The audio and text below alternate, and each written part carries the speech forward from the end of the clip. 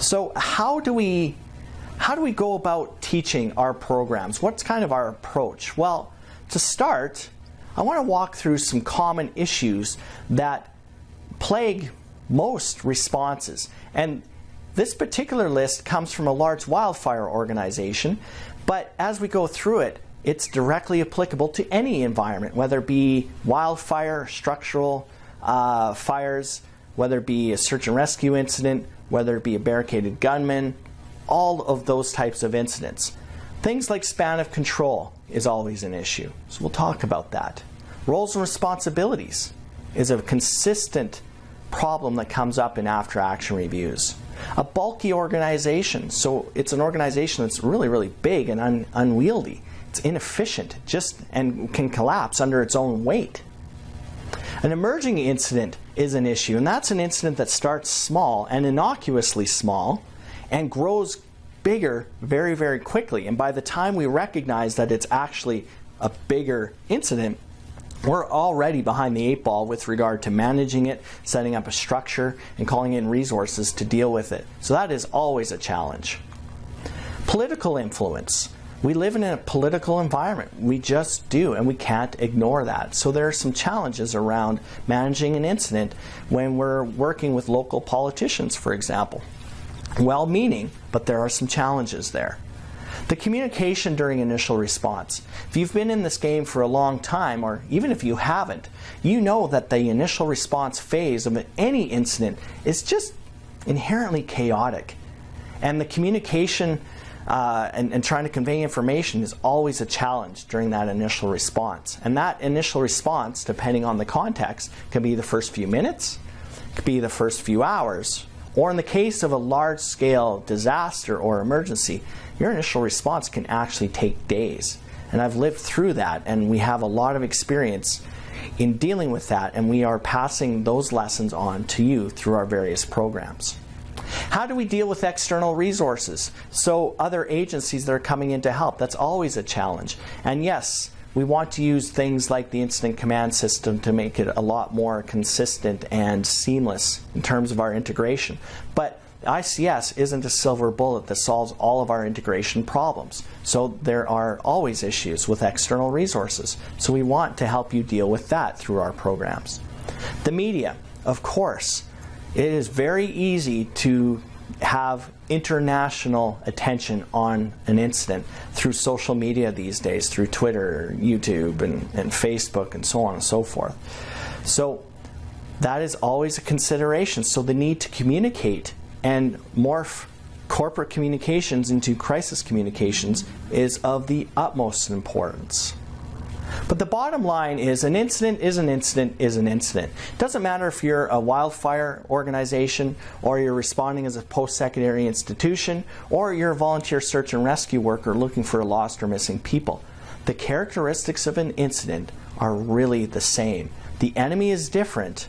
The tactics by which we handle that enemy are different. But the process, the overall approach to it, should be the same no matter what that incident might be.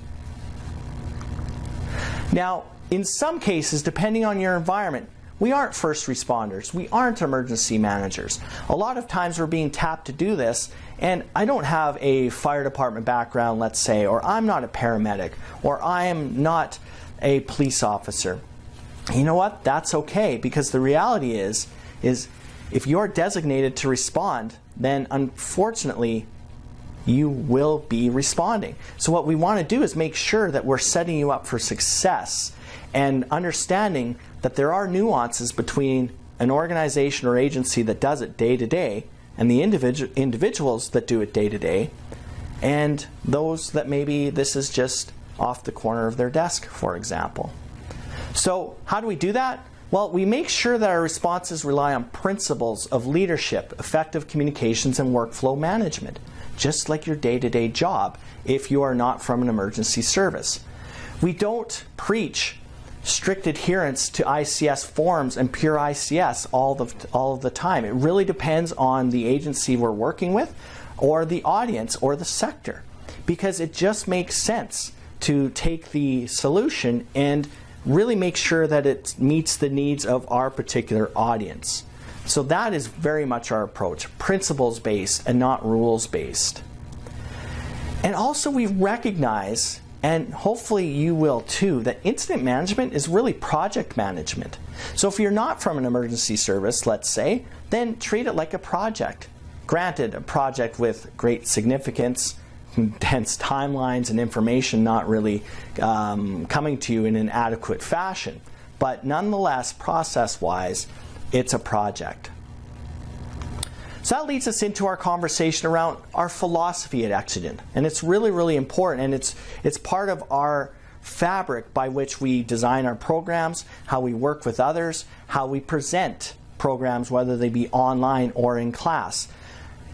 And our submission to you is that effective incident management really involves three broad categories. It involves leadership, it involves human factors, and structure.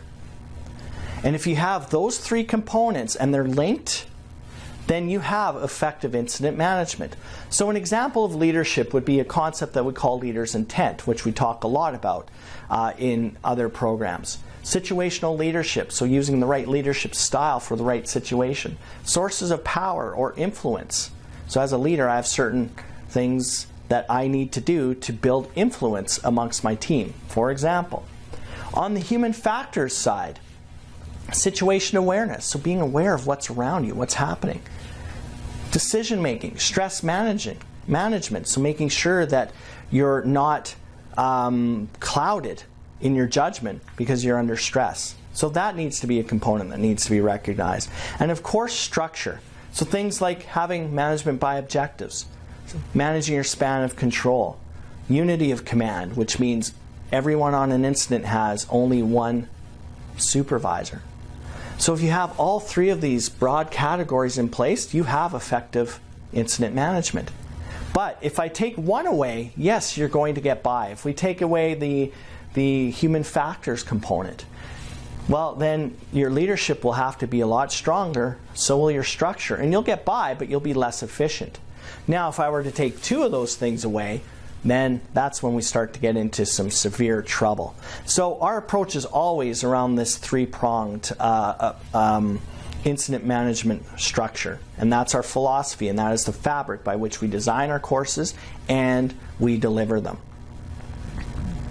The most dangerous phrase in the language is, we've always done it this way. So if you're a very experienced emergency manager or a very experienced first responder, ask yourself how many times you've said this or how many times you've asked that. Because this prevents us from evolving. This prevents us from moving forward in a more safe and effective and efficient manner.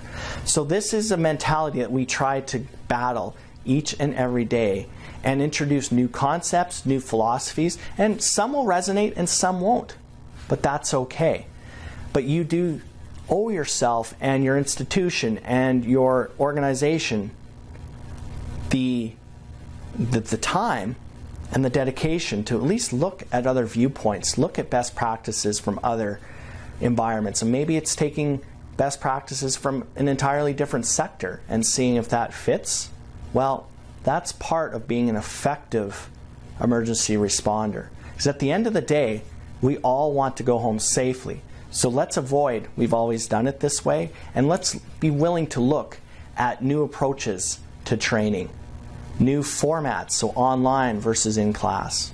And I think that what you'll see is ultimately you will become more efficient, you will become safer, and you'll be able to get home at the end of your shift each and every day.